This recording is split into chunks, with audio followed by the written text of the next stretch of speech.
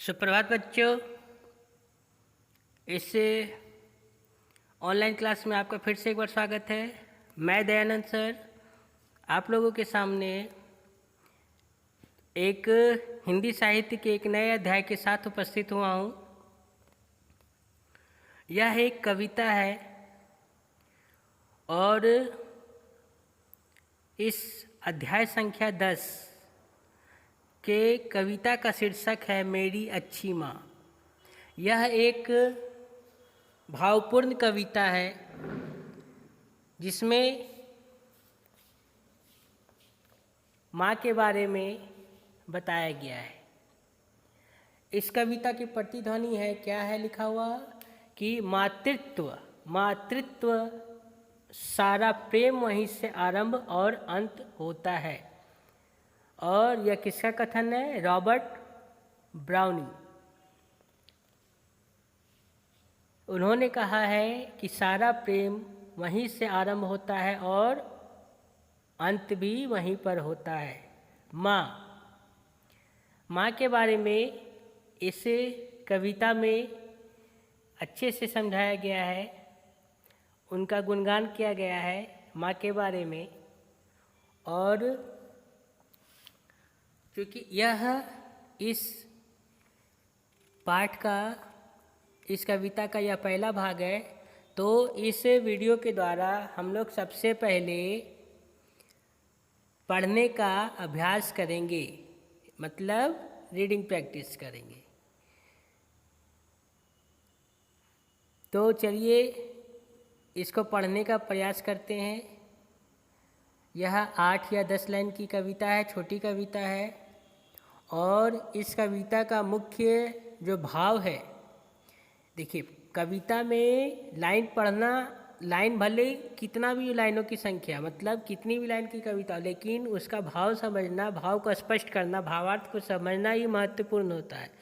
और इस कविता में मेरी अच्छी माँ में इसका जीवन मूल्य क्या है कि हमें अपनी माँ से प्रेम करना चाहिए और उनका आदर करना चाहिए। हमें अपने माता पिता का, दोनों का कहा मानना चाहिए। लेकिन यहाँ पर चूँकि माँ के बारे में बात किया जा रहा है तो हम लोग सिर्फ इसके बारे में अभी फोकस करेंगे। हमें अपनी माँ से प्रेम करना चाहिए और उनका आदर करना चाहिए। हमेशा जो है उनकी बातों को मानना चाहिए और उन्हें कभी भी दुखी नहीं करना चाहिए, कभी भी नाराज माँ को नहीं करना चाहिए, क्योंकि माँ हम लोगों के लिए सारा कुछ करती है। क्योंकि इस धरती पे देखा जाए तो माँ का स्थान सबसे ऊंचा है, क्योंकि हर माँ अपने बच्चे को सही ढंग से पालती है और क्या करती है, उसका सारा देखभाल करती है। बच्चे कितने भी बड़े हो जाए, कितनी भी उम्र वाले हो जाए, लेकिन अपनी माँ के लिए बच्चे ही रहते हैं। तो इस कविता को हम लोग पढ़ते हैं। माँ तू कितनी अच्छी है, मेरा सब कुछ करती है। पहला 2 लाइन क्या है? माँ तू कितनी अच्छी है, मेरा सब कुछ करती है। भूख मुझे जब लगती है, खाना मुझे खिलाती है। जब मैं गंदा होता हूँ, रोज मुझे नहलाती है। जब मैं रोने लगता हूँ, चुप तू मुझे कराती है। माँ मेरे मित्रों में सबसे पहले तू ही आती है। तो मैंने बताया कि चूँकि ये 8 या 10 लाइन का ही है तो काफ़ी छोटा कविता है, लेकिन कविता का भावार्थ बहुत बड़ा है। इसके भाव को समझना है। जैसे पहला लाइन क्या लिखा हुआ है? लिखा हुआ है कि माँ तू कितनी अच्छी है, मेरा सब कुछ करती है। तो इसमें एक बच्चा अपनी माँ को बोल रहा है, माँ की तारीफ़ कर रहा है कि माँ तुम कितनी अच्छी हो, जो मेरा हर काम कर देती हो, मेरा सारा कुछ कर देती हो। मुझे समय पे जगाना, नहलाना, समय पर हर समय सही तरह का खाना देना, भोजन करवाना, स्कूल के लिए तैयार करना, कपड़े पहनाना, सारा कुछ, सारा काम जो है वह माँ ही करती है। भूख मुझे जब लगती है खाना मुझे खिलाती है। जब भी क्या होता है, हम लोगों को जब भी भूख लगता है तो हम लोग क्या माँ को बोलते हैं ना, तो माँ तुरंत झटपट हम लोगों को खाना देती है ना। जब भी हम लोगों को भूख लगता है तो माँ हमें खाना देती है। इवन कि माँ अपने हाथों से हमें खाना खिलाती है। बच्चों को माँ अपने हाथों से प्यार से खाना खिलाती है। इसके बाद अगला 2 लाइन है, जब मैं गंदा होता हूँ रोज़ मुझे नहलाती है। छोटे बच्चों को नहलाने का काम कौन करता है? माँ करती है। क्योंकि जब बच्चे खेल कूद में या खेल कूद से गंदे हो जाते हैं या बाहर से आते तो गंदे हो जाते हैं, तो छोटे बच्चों को कौन नहलाते हैं? माँ नहलाती है। जब मैं गंदा होता हूँ रोज़ मुझे नहलाती है।